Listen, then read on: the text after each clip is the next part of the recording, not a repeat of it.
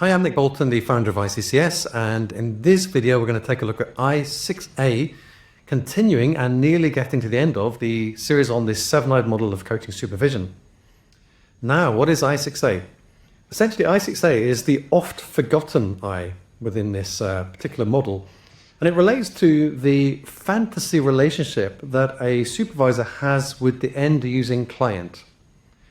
What do I mean by that? Well, let's first of all acknowledge that in most cases, the supervisor has no direct contact with the client unless potentially they're in an internal coaching situation. So any feelings you have or any thoughts you have about the client are actually fantastical in the sense that they're not really experienced in real life, so to speak. You haven't actually met that person. They're the result of how you've received them through the coach, the way the coach has described them.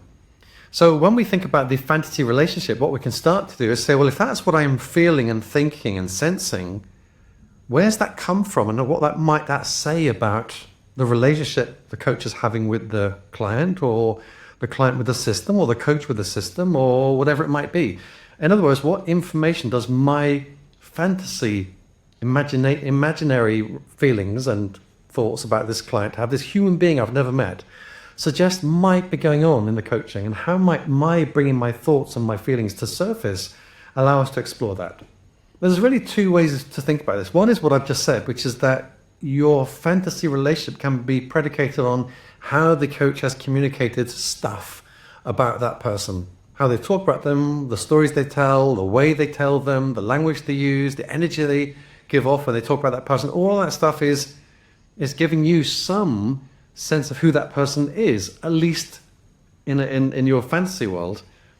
And of course, if you ask the actual person, does this represent you? They might say, that's not me at all. That's how the coach sees me. So that's one possibility. The other possibility, which is somewhat more nebulous, is the idea that somehow there's a unconscious communication through the system of that person that's even beyond what the coach is necessarily communicating to you. For instance, let's say the coach had talked positively about this person, and not, everything was just a positive space for inquiry, but you have this feeling of sadness, and you just say, wow, I somehow feel sad for this client, and I don't know why. I feel sad about their life, or I feel sad about their situation, and I don't know where that's coming from, because you've said nothing that should indicate the sadness is their normal response.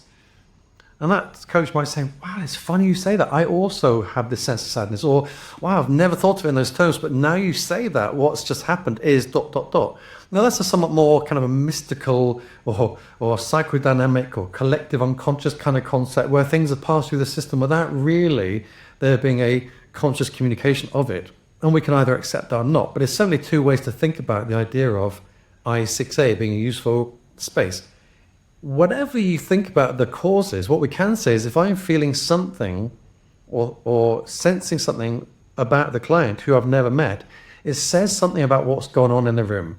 It says something about how that coach has communicated and talked about and shared all the stuff about the client.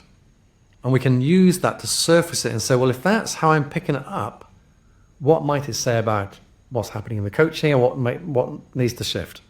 So that's I6A. I hope that was a useful summary. In the next video, we're going to take a look at I7, finishing the whole series and looking at the systemic lens. Thanks so much. See you on the next video.